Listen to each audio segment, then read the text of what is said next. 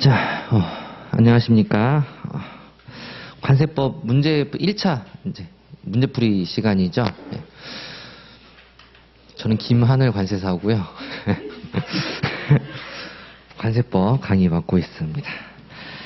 자, 이번 1차 문제풀이 시간에는 총 16회, 16강으로 실시를 할 거고요. 그거는 받아보셨죠? 프린트물. 네, 받아보셨죠. 순차적으로 나갈 거예요. 1장부터 13장까지 순차적으로 나갈 건데, 이번 수업의 목적은 여러분들이 12월 달까지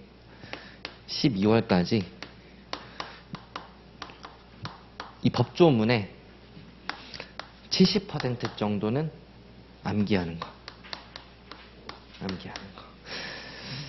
를 목적으로 잡겠습니다. 이게 서브 목적이죠. 근데 이게 메인 목적이 되겠고요. 문제풀이 시간인데 왜 이걸 메인 목적으로 잡느냐. 나중에 설명드리겠지만 이것은 여러분들의 불안감을 해소해주기 위해서 이거를 하는 거고요. 그리고 문제는 매 주마다 풀 건데 이제 진도별로 풀 거예요. 진도별로 풀 거고, 그리고 간간히 한 번씩, 오늘도 마찬가지죠. 전범위에 대한 내용도 같이 한번 풀어보도록 할 건데, 9급, 7급 관세사 시험, 연도는 랜덤으로 해가지고 여러분들한테 배포를 해드리도록 하겠습니다. 그래서 여러분들이 집에서는 진도별을 풀어보셔도 되고, 그리고 나와서는 진도별도 풀었다가 또는 기출문제도 풀었다가, 기출문제 같은 경우에는 한 통으로 나눠드릴 건데 그건 철을 해놓으세요. 철을 해놓고 섞지 마시고 순차적으로 9급도 한번 풀었다가 7급 풀었다가 이런 식으로 해서 기출문제 위주로 여러분들이 공부를 해보시면 되겠습니다. 물론 제가 만들어드리는 그런 프린트물로 된 그런 문제들도 좋겠지만, 효과가 있겠지만, 아무래도 기출문제로 풀으셔야지 여러분들이 기출이 이러한 흐름으로 나오는구나라는 거를 아는 데 더 도움이 되기 때문이에요. 그리고 실제적으로 기출문제가 훨씬 퀄리티가 좋아요. 장시간에 걸쳐서 만드는 그런 문제이기 때문에. 자, 이걸로 이제 소개는 마치도록 하고요. 이거 어떻게 생각이에요? 총 330조인데 암기라고 써놨죠. 제가 암기라고 써놨죠. 제가 여러분들한테 처음에 이 장하고 절 암기하세요라고 설명을 드렸었잖아요. 근데 제가 잘못 말했던 것 같아. 잘못 말했던 게, 이걸 암기하라고 했더니 이 글씨를 암기하시는 것 같았어요. 맞나요?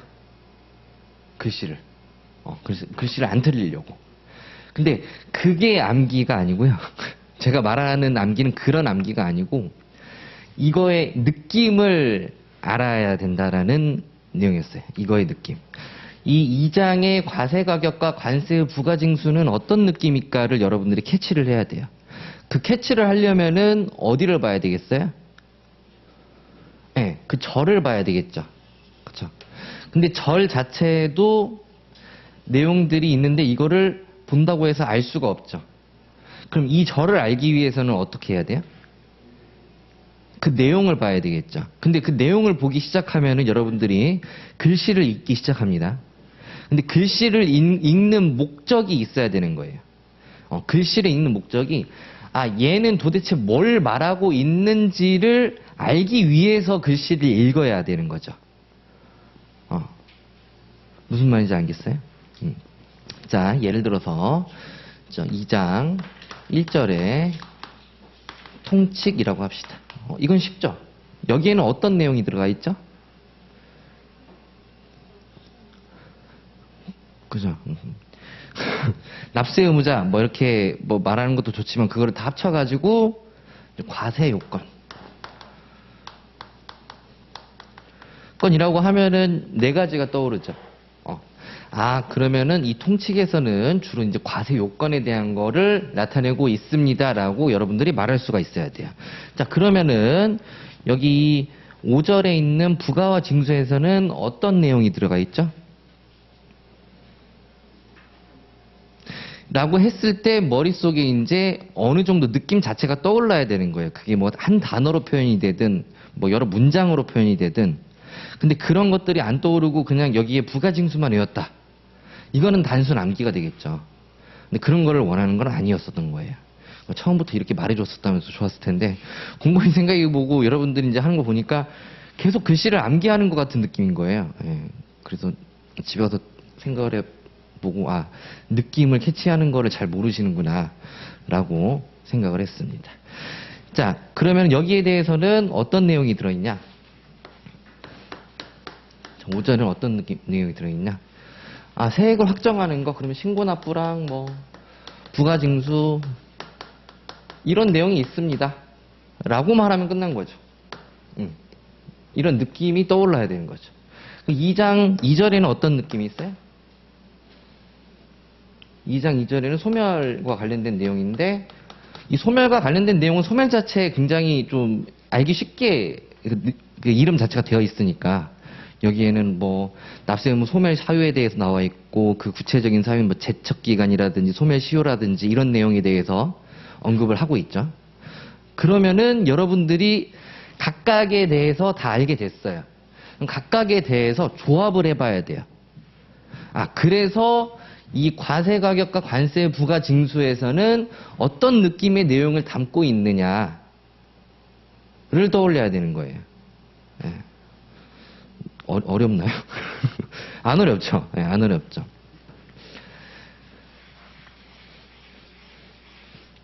그럼 제가 한 게 2장 1절, 2장 2절, 그 다음에 2장 5절을 했어요. 그럼 2장 3절, 2장 4절이 있잖아요. 이거는 이제 담보고, 이거는 가격과 관련된 내용이잖아요. 그죠?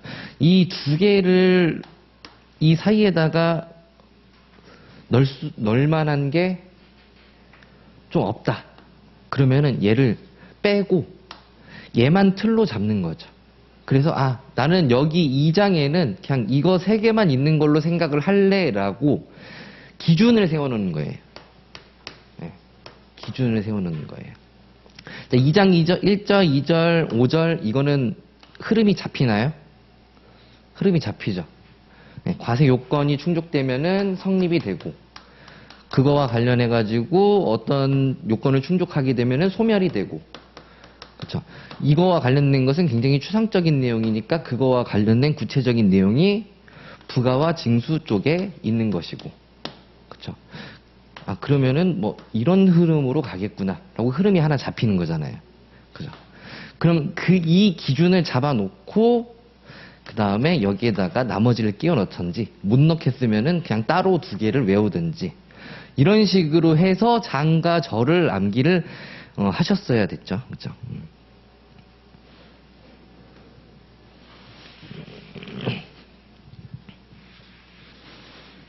그럼 조문은 어떻게 외울까요? 조문은? 모르죠? 모르죠?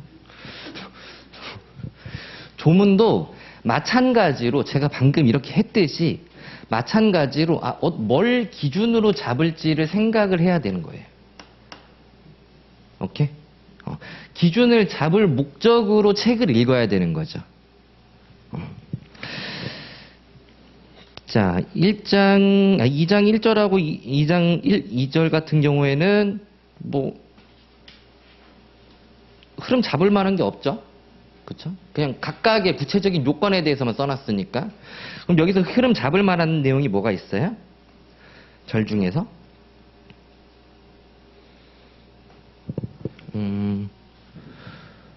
요공, 그죠? 관세평가와 관련된 거 굉장히 큰 흐름이잖아요. 그죠? 그리고 5장과 관련된 내용. 이거 전체가 큰 흐름이잖아요. 그렇죠? 근데 관세평가와 관련된 내용, 과세가격 결정과 관련된 내용 역시 각각의 요건으로 남아져 있어요. 근데 그 요건 자체는 암기하기가 굉장히 어려워요. 그래서 우리가 암기식을 쓰는 거잖아요. 그러면 우리가 암기하기 쉬운 게 뭐가 있어요? 요건이 쉬워요? 절차가 쉬워요? 절차가 훨씬 쉽죠. 절차는 왜 쉬울까요? 흐름이 있잖아. 플로우가 있잖아. 흐름이 있으니까. 그러면 그 절차와 관련된 게 요거라는 거죠. 네. 그럼 이거의 절차를 우리가 확인해 볼 필요가 있는 건데, 자, 저거화된 절차를 한번 보도록 하겠습니다. 자, 1관, 2관, 3관. 1관에는 어떤 내용이 있었죠? 세액의 확정이라고 그랬는데? 세액의 확정, 그쵸? 신고납부, 부가고지, 그 다음에, 기억이 안 나죠? 그쵸? 기억이 안 나요. 자.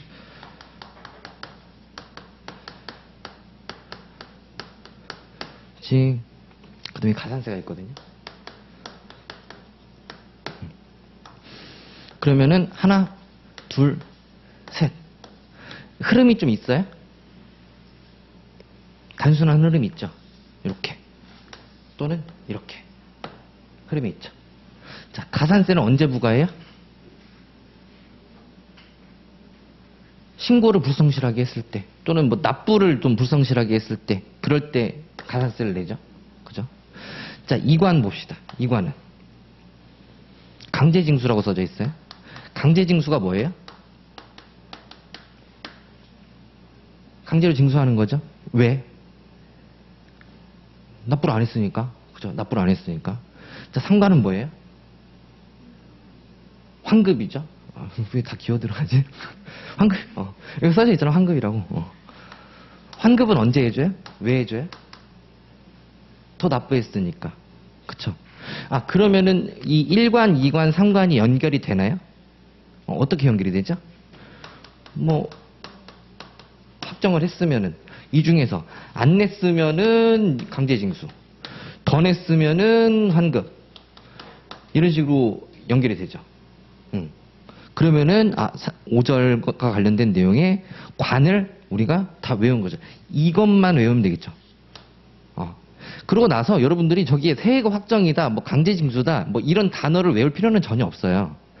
그냥 이런 느낌이었어. 처음 뭐 신고납부하는 절차 나와 있고, 그 다음에 그게 뭐 부족하면은 이렇게 하고, 뭐 과다하면은 이렇게 했었어. 그런 내용이 있어. 라고 하면 끝나는 거지. 그 다음에 읽으면서 계속 그 디테일을 살려나가는 쪽으로 나가야 되는 거죠.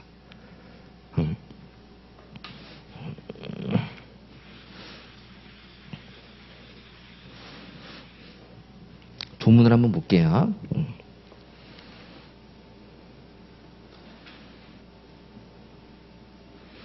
자, 2장이죠. 2장의 5절.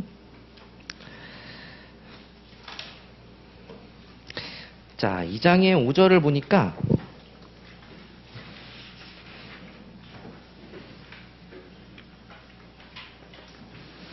신고납부, 그 다음에 아까 우리가 말했던 거 뭐 있었죠? 부가고지, 그 다음에 뒤에 보니까 42조 가산세 이렇게 있네요. 가산세 감면. 좀 크게 해서 볼까요?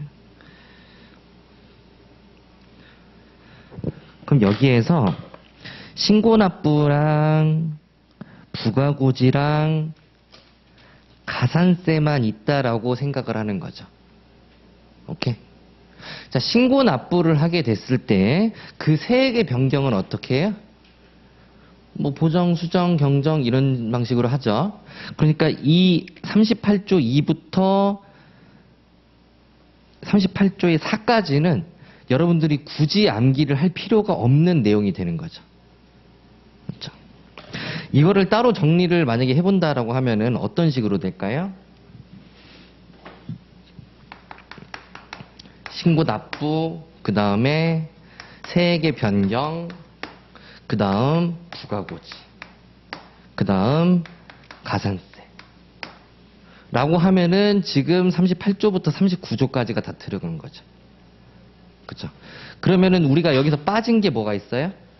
빠진 거? 이거 빠졌죠? 그리고 징수금액의 최저한 빠졌죠?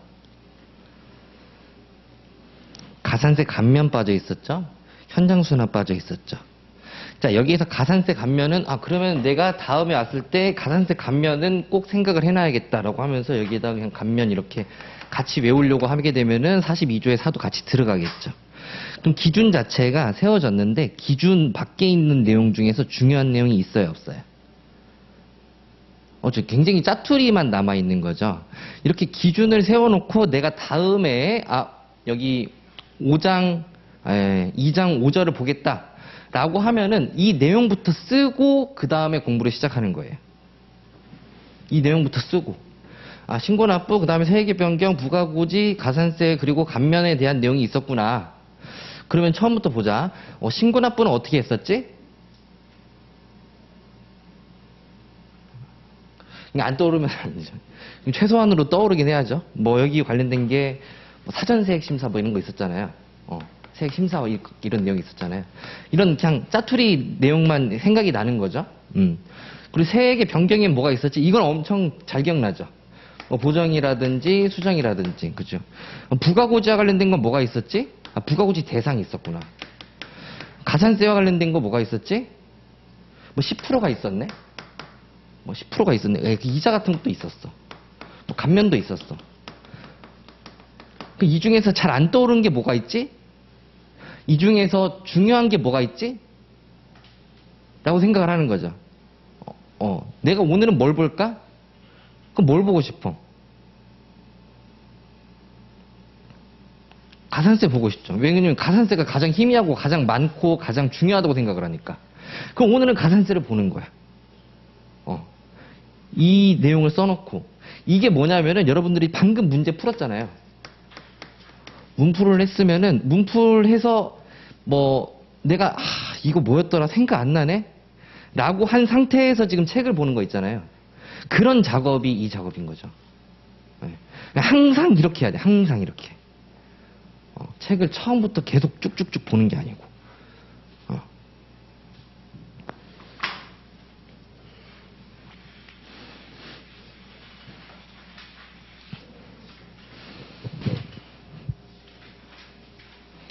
방금 설명드렸다시피 여러분들이 지금 문제 풀기 전에 그 관세법에 대해서 아니면 다른 과목에 대해서 생각을 해본다고 하면은 거의 떠오르지가 않아요. 거의 내가 뭘 공부를 해야 되는지 뭘 해야 되는지 아예 떠오르지가 않아요. 그렇기 때문에 여러분들이 이 틀을 잡아놔야지 내가 오늘은 어느 부분을 공부해야겠다. 어느 부분이 부족하구나 라는 것을 스스로 자아성찰을 할 수가 있는 거예요. 예. 안 그러면 자꾸 1장부터 2장 이거 두 개만 계속 반복한단 말이야. 어제 또 까먹었네 이러면서.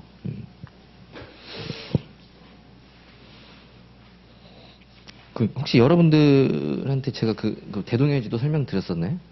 안 드렸었나요? 설명 들으셨었죠? 그거 어땠어요? 좀 별로였어요? 죄송합니다. 그때 설명에 오셨어가지고. 그래요?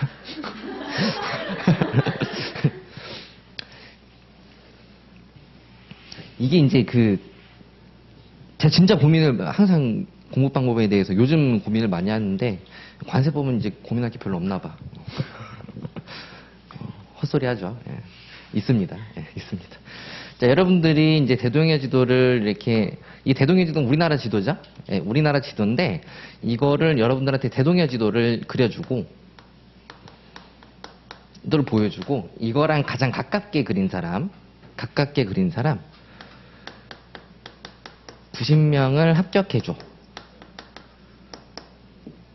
가장 가깝게.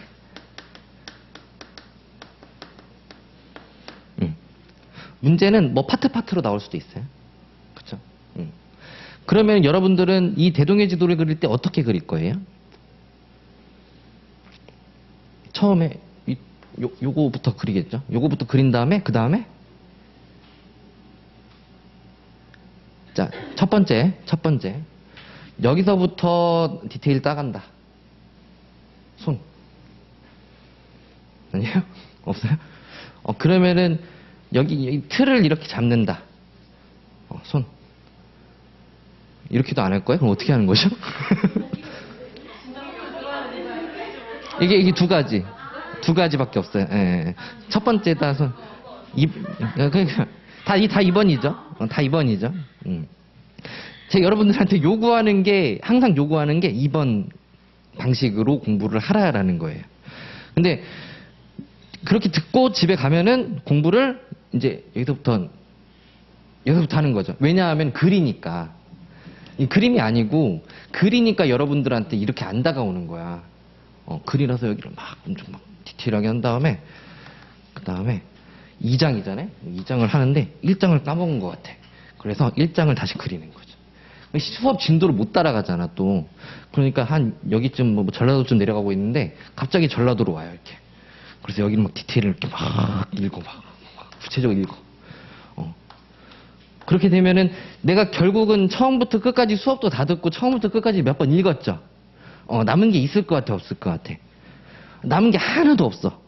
하나도 없는데 만약에 여러분들한테 문제를 이렇게 요 부분에 대한 것은 이라고 내준다면은 얼추 기억은 또 나.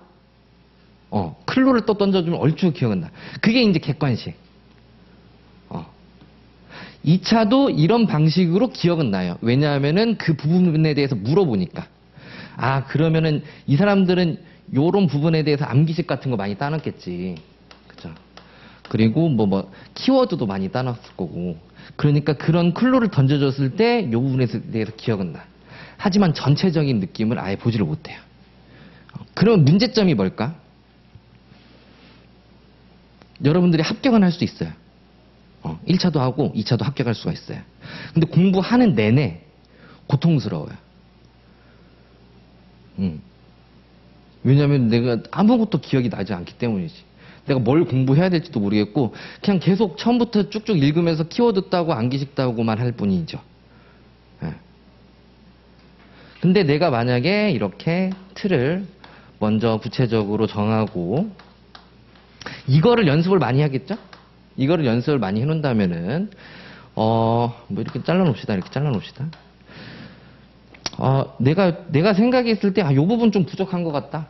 요 부분 부족한 것 같다. 라고 하면은 요 부분 공부해야지 더 디테일하게 따야지 라고 하겠죠. 근데 디테일하게 그렇게 이해의 목적으로 따는 거는 한계가 있어요.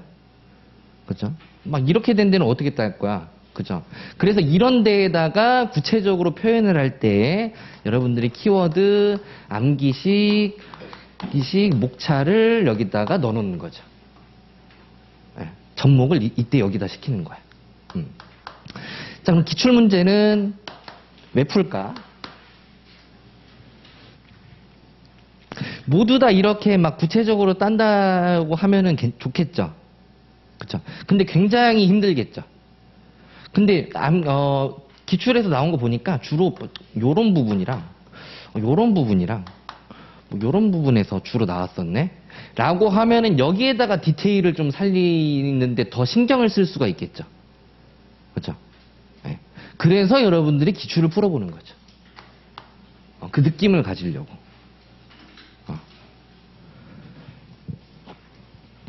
되시겠어요? 네.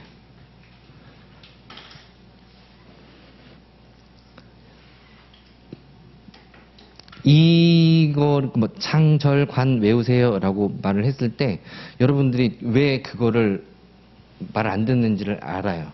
왜일까요? 시험에 안 나오니까. 시험에 안 나오고. 시험에 나오는 거는 막 본문 내용이거든. 이 글씨들이거든. 시험에 나오는 거는. 그러니까 이런 세밀한 바로 코앞에 있는 거에 집착을 하는 거죠. 그래서 첫 번째 숲을 봐라.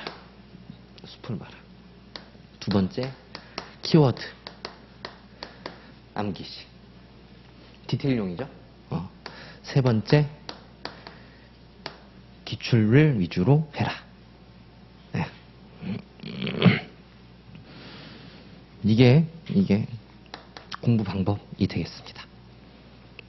좀 구체적으로 와 닿았나요? 그렇죠. 저도 이제 숲을 이제 설명을 하기 위해서 막 여러 개 찾아봤는데 잘 안 나와 있어. 뭐 숲을 나무를 보지 말고 숲을 봐라 막 말만 써놨고 이게 그래서 그렇게 뭔 소린지를 알겠는데 도대체 어떤 느낌이지라는 거를 좀 이제 고민을 하다가 생각해낸 게 이제 대동여 시도.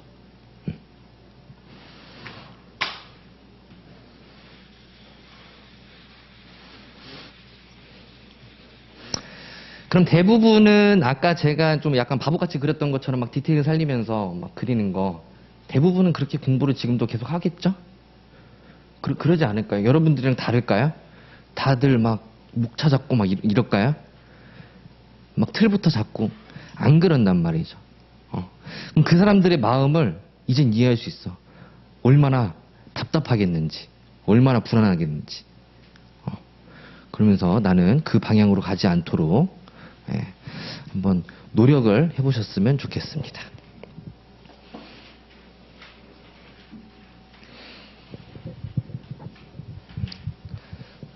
제 생각엔 수업 6시간보다 이게 나아. 수업 6시간 의미가 없고, 그냥 이게 나아, 이게. 의미가 없다는 거 아니, 설명 들어야죠. 그쵸? 설명 들어야죠. 그래서 수업을 어떻게 할 거냐면은, 어지간하면은 그 구체적인 내용을 읽지는 않을 거예요. 읽지는 않을 거예요. 주로 하는 거는 틀잡기를 할 거고, 그리고 구술이 여러 개가 있는 거죠? 서말이라도 꿰어야 보배죠. 어떻게 꿰는지. 그럼 꿰면은 그게 자연스럽게 암기가 되겠죠. 왜냐하면 여러분들이 말했다시피 절차는 암기가 잘 되는 거니까. 그렇죠? 어떤 흐름을 따라서 암기가 잘 되는 거니까. 그래서 처음에 할 거는 2장부터 나갈 거예요. 2장하고 5장을 연결시킬 거예요. 선생님 왜 굳이 2장하고 5장인가요? 라고 물어보겠죠? 왜일까요?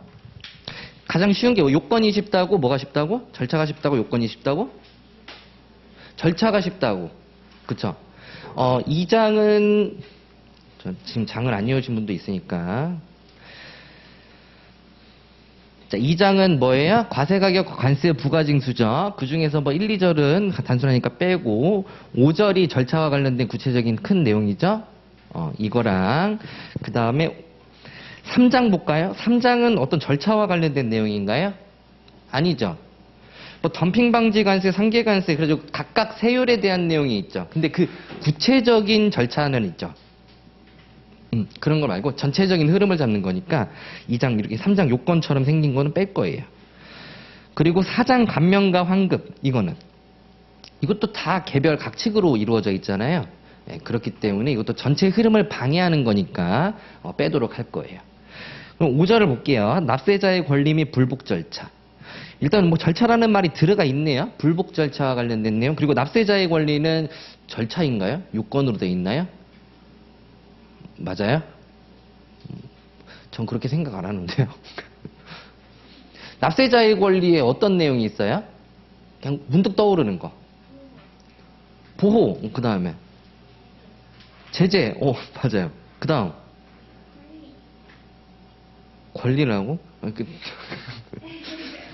그 두 가지는 제가 수업 시간에 말씀하셨던 거 그대로 말했는데, 조사와 관련된 게 있죠, 조사. 관세 조사와 관련된 내용이 있잖아요. 그러면 이 관세 조사와 관련된 게 큰 틀이잖아요. 절차죠? 관세 조사와 관련된 거. 관세 조사 대상자를 선정하고, 그 다음에 그 조사 대상자한테 사전 통지하고, 그죠? 결과 통지하고, 그 다음에, 얘가 부족세액이 있네? 그러면은, 과세전 통지를 하죠? 과세전 통지를 하고, 그 다음에 부가고지하고, 경정하거나 추가 징수하고, 이렇게 절차로 되어 있잖아요. 그쵸? 이제 5장은 절차가 아니라는 거를 알았네요. 요건으로 이루어져 있는 게 아니라는 거 알았네요. 그죠? 그렇게 해서 1장부터 5장까지 중에서 2장 5절하고 5장하고 연결을 할 거고, 이 내용은 5장이 끝날 때까지 매번 리뷰를 할 거예요. 오케이? 5장 끝날 때까지 리뷰를 한다라고 하는 것은 이거는 진짜 반드시 죽어도 외워라. 그 소리가 되겠어요. 좀 웃긴 게 뭔지 알아요? 쉬운 거를 외우라고 말씀드리잖아요. 그럼 안 외운다? 왜 그런지 모르겠어. 절차를 외우라고 이렇게 도식화를 이렇게 해주면은 그 도식화를 안 외워. 네. 왜 안 외우는지 모르겠어. 아직도 모르겠어. 그 도식화를 꼭 외워보세요. 마법이 벌어질 거예요. 네, 마법.